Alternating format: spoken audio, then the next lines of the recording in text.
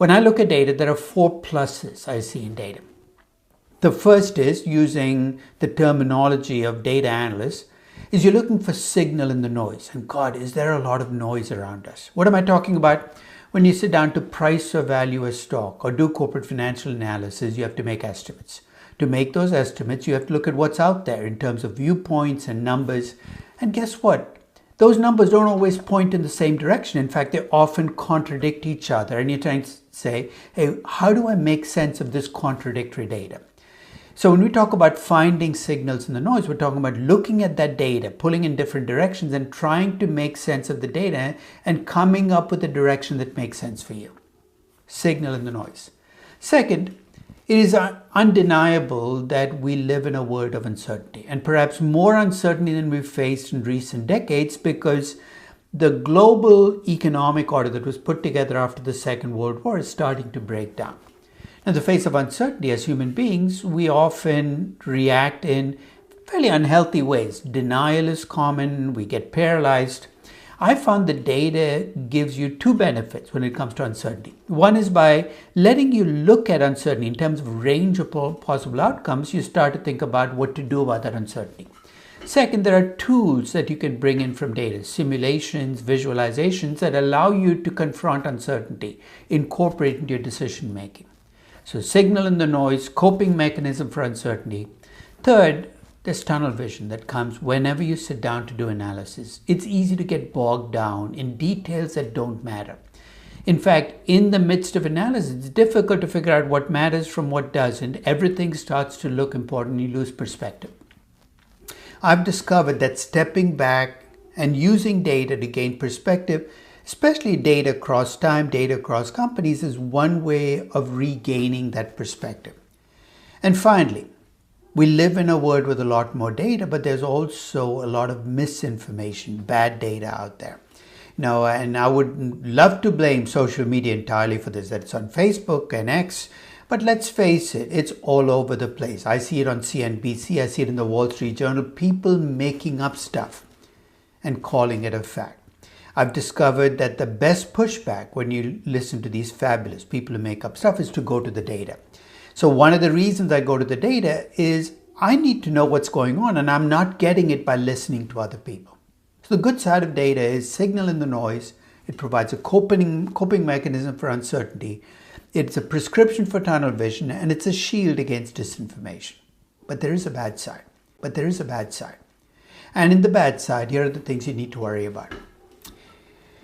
It is true as human beings, when you feel more comfortable when you can attach a number to something. You notice that when you go in to get your health check, it's, you get your blood pressure checked, everything has a number. And sometimes just getting a number on something makes you feel like you're in control of it, even though that's not true.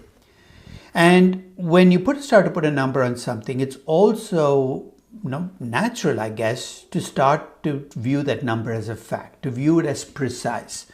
Now, one of the things I mentioned in my valuation class is the classic response that number crunchers have to uncertainty is to add decimals. It's false precision, but it makes us feel better.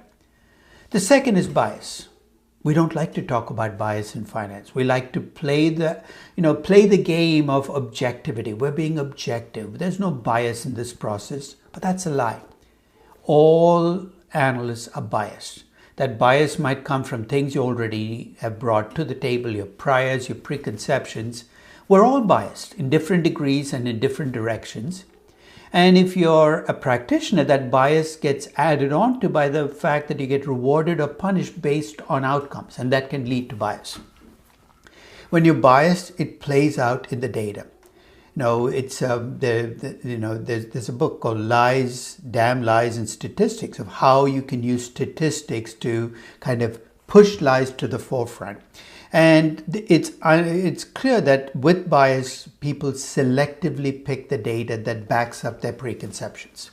More dangerously, though, sometimes this happens subconsciously. In other words, you keep telling yourself you're not biased, but the way you pick numbers reflects your biases, and you're not even being honest about the bias because it plays out subconsciously. Third, now, as many of you know, I've been tough on old-time value investing. By old-time value investing, I'm talking about the strand of value investing that started with Ben Graham and fed all the way through the second half of the 20th century. Now, basically, I do know that there are deep thinking value investors, but a lot of old time value investing was just mean reversion. You bought low PE stocks and you made money. You know why? Because low PE ratios reverted back to the average. You claim that markets are overpriced when PE ratios are high. Why? Because PE ratios reverted back to historic means. It's called lazy mean reversion, and it's alluring because it works so much of the time. Mean reversion is a very powerful force, don't get me wrong. But mean reversion's counterforce is structural change. When you have structural change, you don't revert back to a mean, or at least a mean you saw in the past. Most of the mistakes we make in investing come from not recognizing structural change when it happens. You're seeing it play out right now, right, in the AI debate.